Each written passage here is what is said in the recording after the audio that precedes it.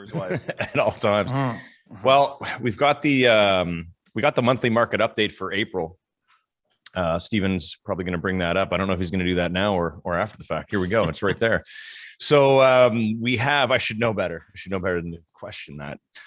So it's pretty interesting, right? And I was watching YouTube, a lot of YouTube videos this past week from different markets, different cities. And, the number of sales are down everywhere, but the price is up. Mm. So everyone's like, I've had people call me like, oh, the sales are down. It's happening now, bro. It's crashing. It's coming down. It's all over. Now, for a residential home in Ottawa, the average price you can see here is $829,000. Average 10 days on market. That's up. We talked about that last week on the show, which is bang on to what I had said. Number of sales down 23%. Condo sales up as well, 474,000. 10 days on market, which is down. That's interesting. There's probably some quick sales. Number of sales down 13%, 470. And that's Ottawa as a whole. So, what does that mean? It just means that some people are putting on the brakes, and there's way more inventory coming out. There's more inventory in Ottawa right now than there has been in the last 5 years at the same time. So, it's a massive shift. Past 5 years, most inventory right now. Wow. That we've seen at this time. So, what's happening? It's balancing out. Could it shift into a buyer's market overnight? Maybe. I don't know if it'll happen super quickly like that, but it seems like all roads lead to that being sooner than later. There's more. It's like I was saying to you guys earlier. I go out with buyers now. You look at 7 homes. They don't like any of them. Yeah. So, there's that's happening right now. But in terms of the price is up. The list price to sales ratio is still up. Again, down a little bit more than it was even last week. Now that would be a bit of a lagging indicator, though, right? Sale price. Like I would imagine that if homes, if the average days on market goes up to say 20, and the listings increase again, and the percentage over asking decreases, like everything will shift kind of delayed, right? The sale price would be the last to move.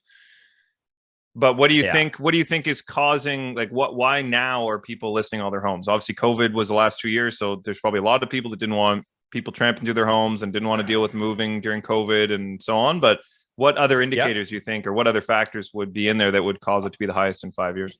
I think that's a big one, Paul. The people that have just been kind of waiting around to make a move are starting to put their homes on the market. I also think the classic Ottawa, I see the numbers going up now. They're really going up now. I'm going to list my house next week. And there's that too, right? Which of course causes it all to balance out. That's the biggest mistake a lot of sellers make.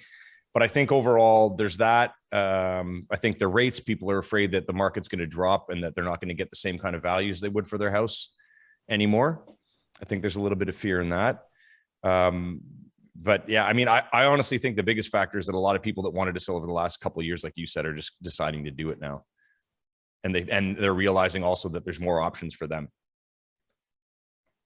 That's why I would be selling. If I was selling, I'd be selling because there's more that I can go see. Mm-hmm. Like you were saying before last week, you're advising people to buy first or to list first and then buy because there's so much available on the market, right? Yeah. I predict in the next couple of months, probably about 15 days on market, maybe 20 days on market for listings by the end of the year, potentially. Can't be sure. But, I think that's great though, because we're getting more into a balanced market. Things will stabilize. We'll get prices start averaging out as opposed to that skyrocket, which is great.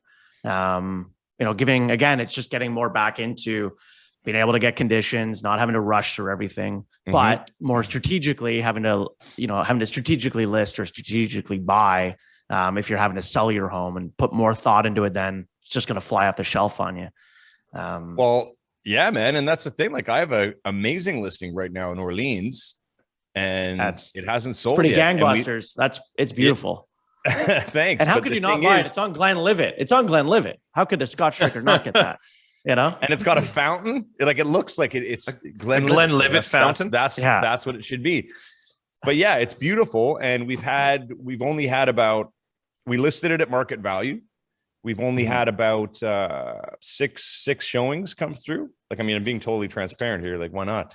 So we had about 6 showings. We had an open house on the weekend. On Saturday, there was only a few people through. I think a lot of open houses this weekend were the same because the sun had just come out and it was the first real weekend to be out doing stuff. You know, but then again, it's a beautiful home, but it has a single car garage. Backyard has no direct facing neighbors, but it's a smaller backyard. But the property is like, it's stunning. And everybody that comes in, they're just like, wow, this is like such a beautiful home. But for that price point, most of the people would like a double car garage. So it's a unique buyer. It's interesting you say about price point. So we're going through on Friday on our development day. Thanks for tuning in, everyone. We hope you enjoyed today's episode. Please remember to like, share, comment, and subscribe because we'd really like that.